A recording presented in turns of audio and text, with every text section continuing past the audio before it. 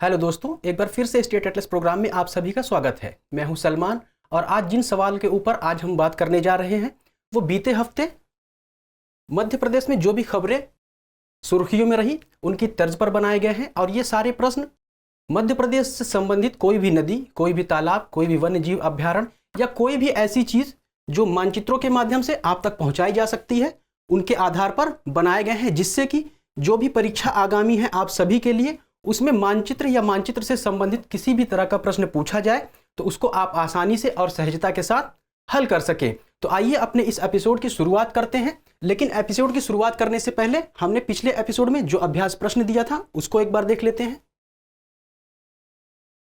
पिछले एपिसोड का हमारा अभ्यास प्रश्न था, बामनी दरार संबंधित है कान्हा किसली राष्ट्रीय उद्यान, पन्ना राष्ट्रीय उद्यान, बांधवगढ़ राष्ट्रीय उद्यान और सबसे अंत में दिया था माधव राष्ट्रीय उद्यान।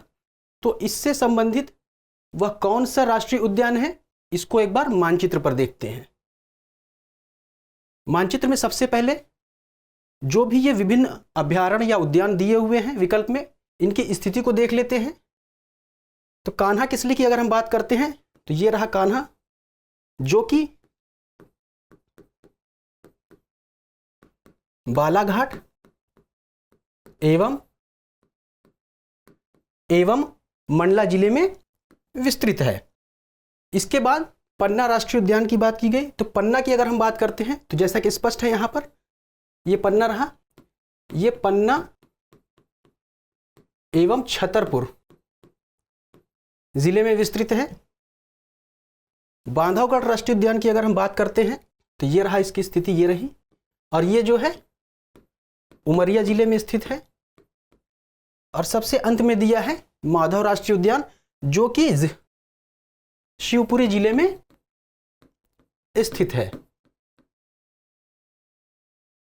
जैसा कि यहां से स्पष्ट रूप से हम लोग देख सकते हैं, ये कान्हा टाइगर रिजर्व है, कान्हा एवं किसली, और यहीं पर बामनी दरार स्थित है। इसको सनसेट पॉइंट भी कहा जाता है, क्योंकि शाम के समय जब सूर्यास्त हो रहा होता है तो यहां से सूर्यास्त का जो दृश्य है वो बहुत ही मनमोहक और बहुत ही मनोरम दृश्य हो जाता है। तो यहां पर बहुत से लोग सनसेट को देखने आते हैं, जिसकी वजह से ये जो बामनी दरार है कान्हा किसली राष्ट्रीय उद्यान में बहुत ज़्यादा फेमस है। तो इस प्रश्न का सही उत्तर हो जाएगा कान्हा किसली राष्ट्रीय उद्यान, यानी ए वाला। आइए देखते हैं इस हफ्ते वह कौन सी खबर रही है जिसके आधार पर प्रश्न को फ्रेम किया गया है। तो पहली खबर से शुरुआत करते हैं। इस हफ्ते की पहली खबर रही, खजुराहो और पन्ना को मिलाकर एक बड़ा टूरिज्म हब बनाने की तैयारी शुरू। जो खबर है पन्ना और खजुराहो से संबंधित है। पन्ना और जो खजुराहो है, आप सभी को पता है कि यहाँ पर देश और विदेश से बहुत सारे पर्यटक आते हैं भ्रमण के लिए, और यहाँ पे जो भी चीज़ें स्थित हैं उनको देख करके उनके बारे में जानने के लिए वो हमेशा ललायित रहते हैं कि यहाँ पर वो ऐसी कौन सी चीज़ें हैं जिसकी वजह से ये दोनों जो टूरिज़्म हब है प्रसिद्ध है। तो इससे संबंधित जो प्रश्न बनाया गया है, प्रश्न ये है, निम्नलिखित में से कौन सा सुमेलित नहीं है। एक तरफ चट्टानें दी हुई हैं, दूसरी तरफ स्थान दिए हुए हैं। कुडप्पा क्रम, धारवाड़ क्रम, विंध्यन क्रम, गोंडवाना क्रम, झाबुआ, बालाघाट, दमोह एवं नरसिंहपुर। तो ये सारे जो हैं जिले हैं जहाँ पर ये इन क्रमों की चट्टानें स्थित है। हमें पहचानना है कि सुमेलित कौन सा नहीं है।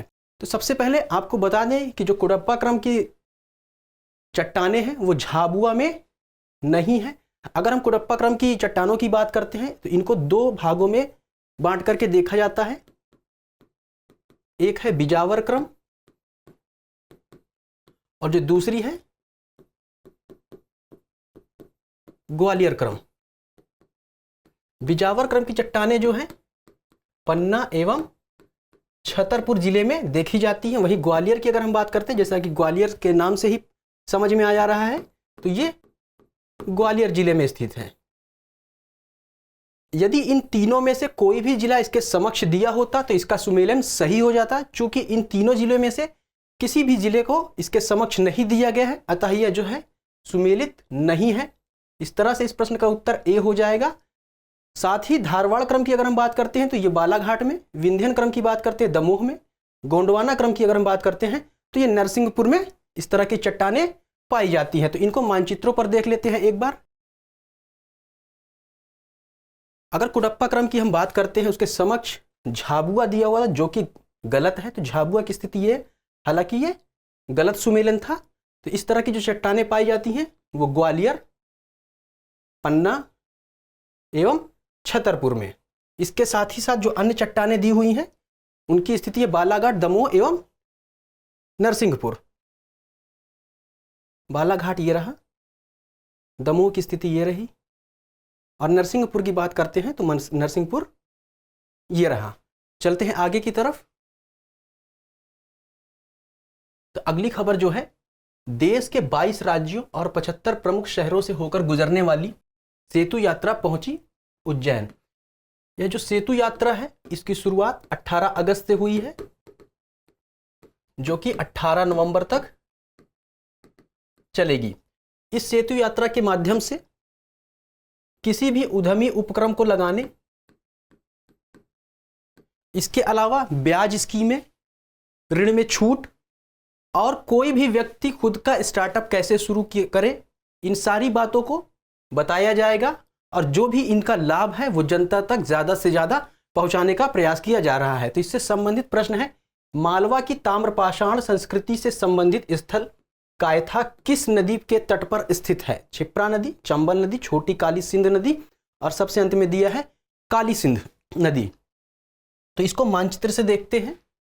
कायथा की स्थिति अगर हम देखते हैं तो कायथा ये रहा, और ये जो जिला है ये उज्जैन है। और यहाँ पर जो नदियाँ देखी जा सकती हैं स्पष्ट रूप से, छोटी काली सिंध नदी और क्षिप्रा नदी। अगर काली सिंध नदी की बात करते हैं तो ये कायथा के पूर्व में है। क्षिप्रा नदी की अगर हम बात करते हैं तो ये इसके पश्चिम में है। वहीं अगर छोटी काली सिंध की बात करते हैं तो इसी के तट पर कायथा स्थित है। तो यहां से ये स्पष्ट हो जाता है कि ये जो कायथा है ये छोटी काली सिंध नदी के तट पर स्थित है, यानी इस प्रश्न का उत्तर सी हो जाएगा। साथियों, आप सभी को यहां पर एक प्रश्न का उत्तर देना है कमेंट बॉक्स में, और वो ये उत्तर ये देना है कि ये जो छोटी काली सिंध नदी है ये किस नदी की सहायक नदी है।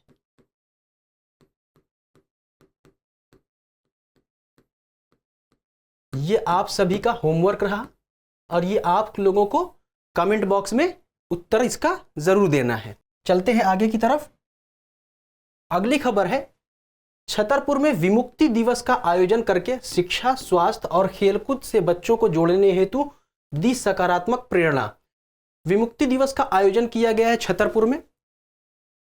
इसके साथ ही साथ इस आयोजन में जो विमुक्त लोग हैं, इसके अलावा जो अर्ध घुमंतु एवं घुमंतु जनजातियां हैं राज्य में, जिले में, उनको कैसे सरकारी योजनाओं का लाभ दिया जाए, या इनके द्वारा जो भी उत्पादित वस्तुएं हैं जो कि ये अपने खुद के हाथों से बनाते हैं, उनका लाभ इन तक कैसे पहुंचाया जाए, इसके बारे में इस आयोजन में चर्चा किया गया। साथ ही साथ जो ITI संस्थान है उनके साथ समन्वय स्थापित करके इनके हाथों द्वारा निर्मित जो विभिन्न प्रकार के उत्पाद हैं, जो विभिन्न सामान एवं वस्तुएं हैं, उनको कैसे डिजिटल मार्केटिंग के थ्रू जनता तक पहुंचाया जाए और इसका लाभ इन लोगों को ज़्यादा से ज़्यादा दिलाया जा सके, इसके बारे में चर्चा की गई। तो इस पर आधारित जो प्रश्न है, प्रश्न ये है, चरण पादुका नरसंहार किस नदी के तट पर हुआ था? ये जो चरण पादुका नरसंहार है ये एक ऐतिहासिक घटना है। तो विकल्प में है उर्मिल नदी, धसान नदी, खुदर नदी एवं केन नदी। तो इसको अगर हम देखते हैं तो ये जो नरसंहार हुआ था ये उर्मिल नदी के तट पर हुआ था, और उर्मिल नदी जो है राज्य के छतरपुर जिले में स्थित है। यहाँ पर खुदर नदी, केन नदी और धसान नदी भी स्पष्ट रूप से देखी जा रही है, लेकिन यह जो नरसंहार था ये उर्मिल नदी के तट पर हुआ था। और उर्मिल नदी है, जैसा कि हम लोग यहाँ से स्पष्ट रूप से देख सकते हैं, ये जो है पश्चिम की तरफ प्रवाहित होती है, और यहाँ पर मध्य प्रदेश और उत्तर प्रदेश की जो सीमा है वहाँ पर यह प्रवाहित होती है।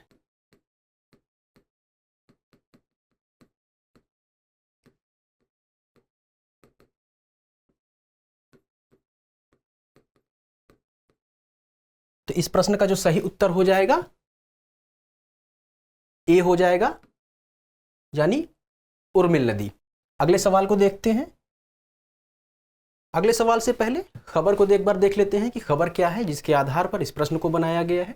खबर यह है, इंदौर में 20 साल में 8वीं बार शहर की अवैध कॉलोनियों को वैध करने की प्रक्रिया शुरू। खबर इंदौर जिले से है। चूंकि अभी चुनाव का माहौल चल रहा है तो कुछ हद तक ये जो खबर है राजनीति से भी उत्प्रेरित है। हालांकि इस तरह की जो स्कीमें हैं सरकार की तरफ से पहले भी बताई गई हैं, लेकिन अभी तक इस पर कोई भी क्रियान्वयन नहीं किया जा सका है। देखते हैं अभी इस बार का जो चुनाव है उससे पहले या जो सरकार बनती है उसके बाद किस हद तक इस प्रक्रिया का क्रियान्वयन किया जाता है और किस तरह से जो लोग वहां पर रह रहे हैं अवैध कॉलोनियों के रूप में। हालांकि ये लोग अवैध कॉलोनियों का निर्माण करके तो रह रहे हैं, लेकिन ये लोग जो टैक्स है वो सरकार को बराबर दे रहे हैं। ऐसे हालात में इनका सवाल ये भी है कि जब सरकार हमसे टैक्स वसूल रही है तो हमारा जो कॉलोनी का निर्माण है वो अवैध किस तरह से है।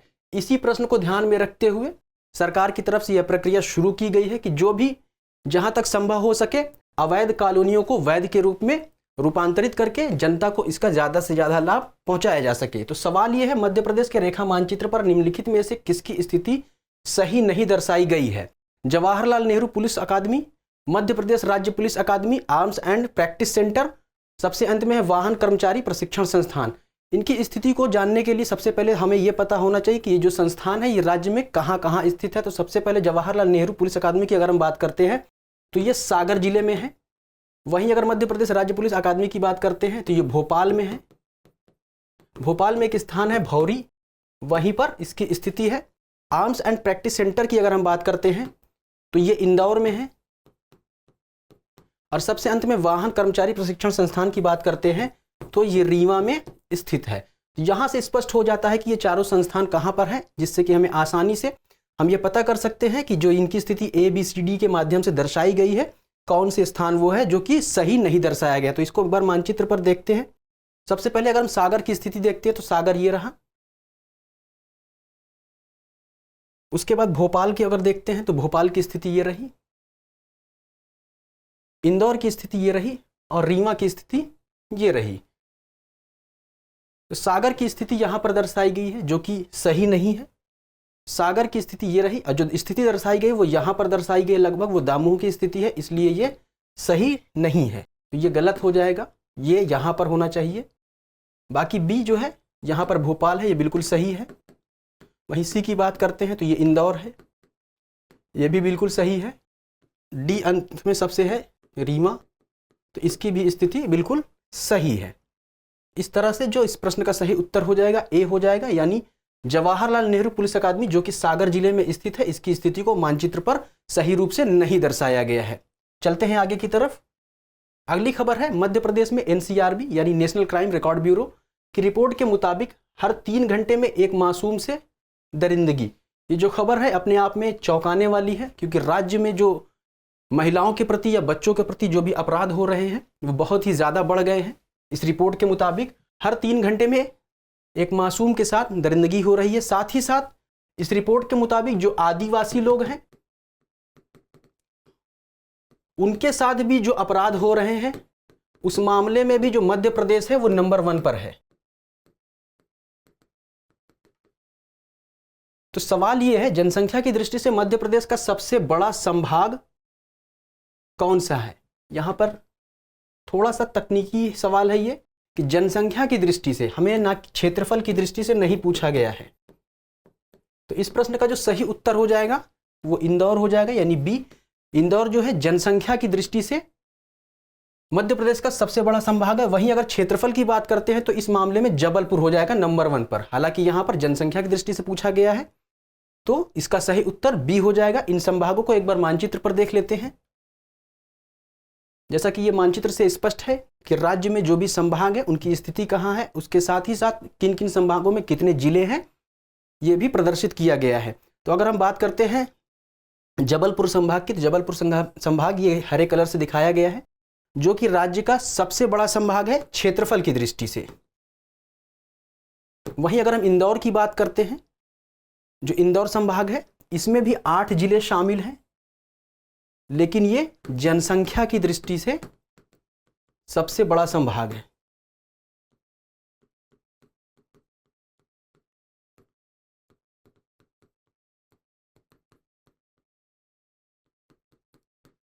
तो इस तरह से इस प्रश्न का उत्तर बी हो जाएगा, यानी इंदौर संभाग। अगला सवाल देखते हैं। अगले सवाल से संबंधित खबर को देखते हैं। मध्य प्रदेश के 1 लाख सरकारी स्कूलों की स्कूल मैनेजमेंट कमेटी के 1.20 लाख असाक्षर मेंबर्स को अब साक्षर बनाया जाएगा। ये एक बहुत ही चौंकाने वाली खबर है कि 1 लाख सरकारी स्कूल के जो 1.2 लाख लोग हैं कमेटी के, वो असाक्षर हैं, यानी कि उनको पढ़ना लिखना तक नहीं आता और वो ऐसी कमेटी के मेंबर हैं। तो एक कवायद शुरू की गई है कि जो कमेटी के मेंबर हैं जो कि असाक्षर हैं उनको पढ़ाया जाए, उनको साक्षर बनाया जाए। इस अभियान के तहत उनको न केवल पढ़ाया जाएगा बल्कि उनको ब्लैक बोर्ड पर भी लिखाया जाएगा कि ताकि उससे फीडबैक मिल सके कि जो उनको पढ़ाया जा रहा है वो वाकई में कुछ सीख रहे हैं या नहीं सीख रहे हैं। तो प्रश्न ये है, निम्नलिखित में से कौन मध्य प्रदेश की सीमा के निकटतम है? लक्षद्वीप सागर, खंपात की खाड़ी, बंगाल की खाड़ी, कच्छ की खाड़ी। इसको मानचित्र से देखते हैं। ये कुछ मध्य प्रदेश की स्थिति रही और ये कच्छ की खाड़ी है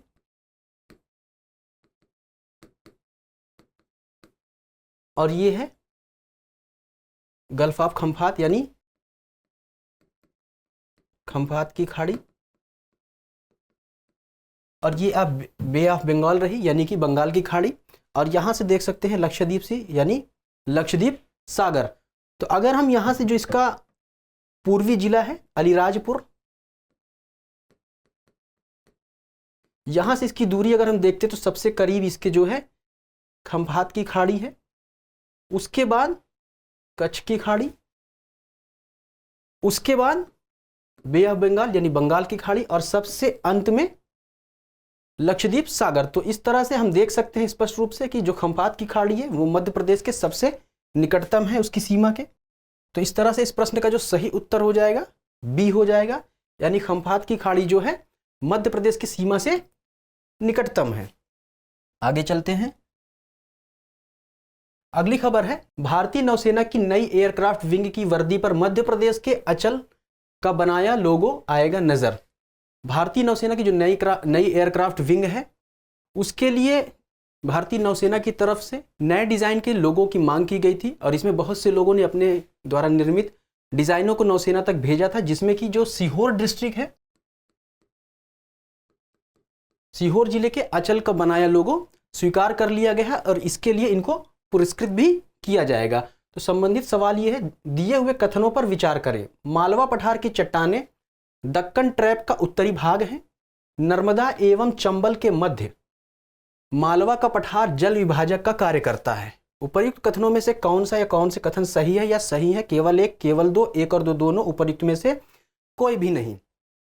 तो इसको मानचित्र से अगर हम देखें, ये मध्य प्रदेश रहा और यहां पर ये वाला जो पोर्शन है ये मालवा का पठार है। इसके नीचे अगर हम बात करते हैं तो नर्मदा घाटी है और ये जो पीले कलर से, हल्का पीले कलर से दिखाया गया है, ये दक्कन ट्रैप है।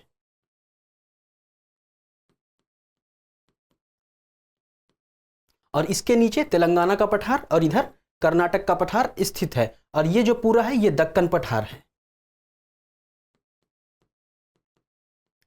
तो स्पष्ट रूप से हम यहां पर देख सकते हैं कि जो पहला कथन इसमें दिया हुआ है कि मालवा पठार की चट्टानें दक्कन ट्रैप का उत्तरी भाग है, तो ये बिल्कुल सही कथन है। वहीं दूसरी बात अगर हम देखते हैं कि नर्मदा एवं चंबल के मध्य मालवा का पठार जल विभाजक का कार्य करता है, तो इसको भी एक बार मानचित्र पर अगर हम देखें, जैसा कि मानचित्र से हम लोग यहाँ पर स्पष्ट रूप से देख सकते हैं कि ये जो नदी प्रवाहित हो रही है ये नर्मदा नदी है। वहीं अगर इस नदी को हम देखते हैं जो कि इस तरह से प्रवाहित हो रही है, जो कि इंदौर के महू नामक स्थान से निकलती है और राजस्थान राज्य में प्रवेश करके आगे की ओर प्रवाहित हो जाती है, तो ये जो नदी है ये चंबल नदी है।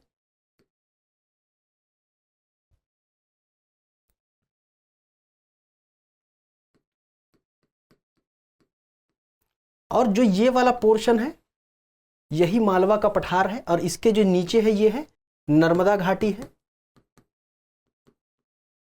तो यहां से स्पष्ट रूप से देखा जा सकता है कि जो मालवा का पठार है ये चंबल और नर्मदा नदी के बीच जो जल है उसके बीच विभाजक का कार्य करता है। तो इस तरह से ये कथन भी बिल्कुल सही हो जाता है। तो प्रश्न का सही उत्तर हो जाएगा सी, यानी 1 और 2 दोनों कथन सही है। चलते हैं अगले सवाल की तरफ। अगले सवाल से पहले खबर को देखते हैं कि वो खबर क्या है जिसकी तर्ज पर सवाल को फ्रेम किया गया है। निजी विद्यालयों की तर्ज पर देवास जिले के सरकारी स्कूलों में पहली बार शुरू होगी LKG UKG की पढ़ाई। जो देवास जिले में जो निजी विद्यालय है वहाँ पर तो इस तरह की पढ़ाई जो है लोअर किड्स गार्डन यानी अपर किड्स गार्डन की जो पढ़ाइयाँ होती थी छोटे बच्चों में वो तो होती थी, लेकिन जो सरकारी विद्यालय है यानी जो सरकारी स्कूल है वहाँ पर LKG और UKG की शिक्षा बच्चों को नहीं दी जाती थी। तो निजी विद्यालयों की तर्ज पर अब इस तरह की शिक्षा जो सरकारी स्कूल है वहाँ पर भी बच्चों को प्रदान की जा सकेगी। तो सवाल ये है निम्नलिखित में से कौन सा सुमेलित नहीं है। एक तरफ अभ्यारण्य दिया हुआ है, दूसरी तरफ संबंधित क्षेत्र दिए हुए हैं। गौ अभ्यारण्य, इसके समक्ष है आगरमालवा। गंगाऊ अभ्यारण्य, इसके समक्ष है पन्ना। खिवनी अभ्यारण्य, इसके समक्ष है सिवनी। बगदरा अभ्यारण्य, इसके समक्ष दिया हुआ है सीधी। तो इन अभ्यारण्यों की क्या स्थिति है इसको देखते हैं। गौ अभ्यारण्य की अगर हम बात करते हैं तो यह प्रदेश एवं देश का पहला गौ अभ्यारण्य है।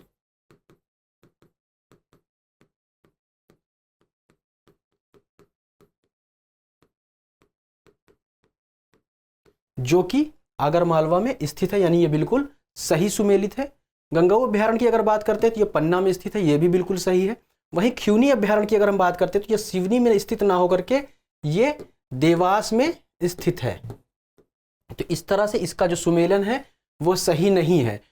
बगदरा अभ्यारण्य की बात करते हैं तो ये सीधी में ही स्थित है। तो इस प्रश्न का जो सही उत्तर हो जाएगा सी हो जाएगा, यानी खिवनी अभ्यारण्य का सुमेलन सही नहीं है। इन स्थानों की मानचित्र पर क्या स्थिति है इसको देखते हैं। आगरमालवा की अगर हम बात करते हैं तो ये रहा।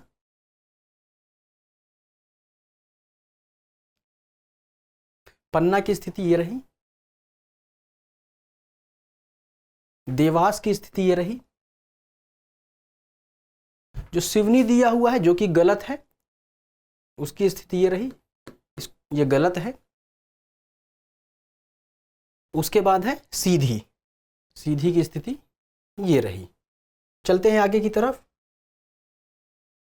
हर एपिसोड की तरह इस एपिसोड में भी विद्यार्थियों आप सभी के लिए एक अभ्यास प्रश्न है जिसका उत्तर आप सभी को कमेंट बॉक्स में देना है। तो खबर पहले देखते हैं कि खबर क्या है। चीता परियोजना की तैयारी देखने मध्य प्रदेश के कूनो पहुंचेगा अफ्रीकी विशेषज्ञों का दल। आप सभी को पता होगा कि जो मध्य प्रदेश में जो श्योपुर जिला है वहां पर कूनो अभ्यारण्य स्थित है और इस अभ्यारण्य में दक्षिण अफ्रीका के जो चीते हैं वो लाए जा रहे हैं और उसी की स्थिति का विश्लेषण करने यानी उनका आकलन करने कि उन चीतों को यहाँ पर जब रखा जाएगा तो उनके रहने के लिए क्या अनुकूलित यहाँ पर जो वातावरण है या जो भी जगह है उनके लिए अनुकूल है या नहीं है, इसको देखने के लिए अफ्रीकी विशेषज्ञों का एक दल आया हुआ है। और जब यह दल आश्वस्त हो जाएगा कि यह जो अभ्यारण्य है कूनो अभ्यारण्य बिल्कुल सही है उनके लिए, बिल्कुल उपयुक्त है उनके रहने के लिए, तब वहाँ से चीते इस अभ्यारण्य में शिफ्ट कर दिए जाएंगे। तो संबंधित सवाल यह है, दिए हुए कथनों पर विचार करें। मध्य प्रदेश में अधिकांश वर्षा दक्षिण पश्चिम मानसून की अरब शाखा द्वारा होता है। भारतीय जलवायु को प्रभावित करने वाले सभी कारक मध्य प्रदेश की जलवायु को भी प्रभावित करते हैं। पूछा है उपर्युक्त कथनों में से कौन सा या कौन से कथन सही है या सही है केवल एक, केवल दो, एक और दो दोनों, और उपर्युक्त में से कोई भी नहीं। तो इसका उत्तर आप सभी को कमेंट बॉक्स में देना है।